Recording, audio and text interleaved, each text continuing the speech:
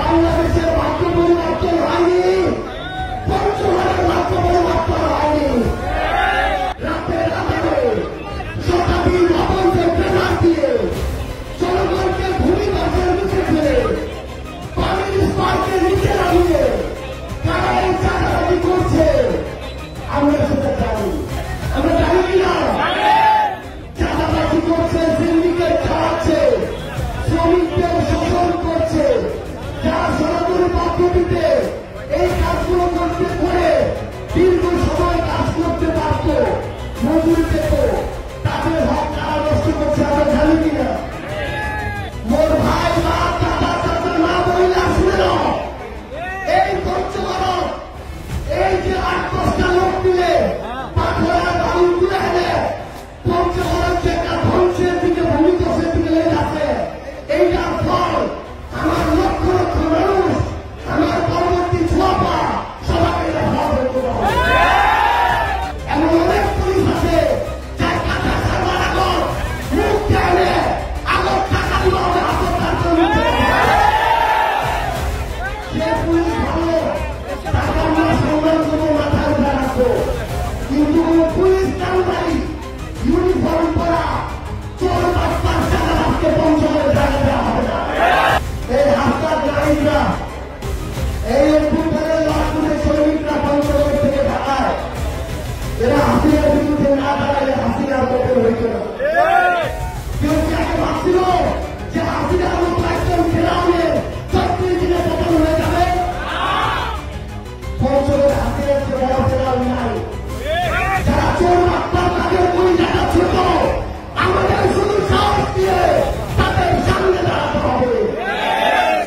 এই জায়গার নেতা নামক কিছু ছেঁচড়া ওই টেন্ডারবাজি করে, ওই যারা এই ধরনের কাজ কাম করে কন্ট্রাক্টরদের সাথে ডিল করে অর্ধেক টাকা পকেটে ঢুকায় ফেলে।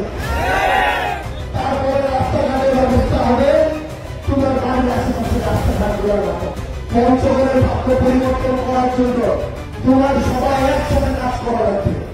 বয়সে যদি কাজ হলে তাহলে ১৬ বছর হাসিনা পতন হওয়ার আগে আমি অনেক আগে পতন হয়ে যাবে। তোমার ছোড়া বয়সে এই জায়গায় যে আছে ছোড়া, ওই সাহস আছে, দুর্নীতি পড়াশোনা বিচক্ষণতা সব আছে। পঞ্চগড়ের দুর্নীতি শেষ করা লাগবে। ভূমি অফিসার আগর টাকা না দিলে একটা কাজ হয় না, টাকা দেওয়ার কোনো কাজ হয় না। এই চুরি বাটপারি পঞ্চগড় হয়ে গেছে। এই চুরি বাটপারি একসাথে বন্ধ করা লাগবে। যে মানুষটা ভালো, যে মানুষটা পঞ্চগড়ের জন্য কাজ করবে, সে যেই দলেই হোক, তাকে ভোট দেওয়ার মতো সব সাহস থাকা লাগবে। ভোটের আগের দিন কিংবা ১ মাস আগত ২০০-৫০০-১,০০০ টাকার জন্য ৫ বছরের সবচেয়ে বড় গণতান্ত্রিক অধিকার ভোটাধিকারটা যদি বিক্রি করে দেন, একটা দলের কাছে যদি বিবেক বিক্রি করে দেন, একটা মার্কার কাছে যদি নিজের মস্তিষ্কটা বিক্রি করে দেন, তাহলে এই পঞ্চগড়ের উন্নতি হবে না। দল, মার্কা, ব্যক্তি, পরিবারের কাছে অল্প না হয়ে, দাস না হয়ে, দোষামতি না করে, তেলবাজি না করে, যে ভালো, যে যেই দলের লোক না কেন, যে পঞ্চগড়ের জন্য কাজ করবে, যেই দলের লোক না কেন, যে জনগণের কাছে আসবে, যে যেই দলের লোক না কেন, তাকেই সমর্থন নিয়ে আগামী সংসদে পাঠাবে।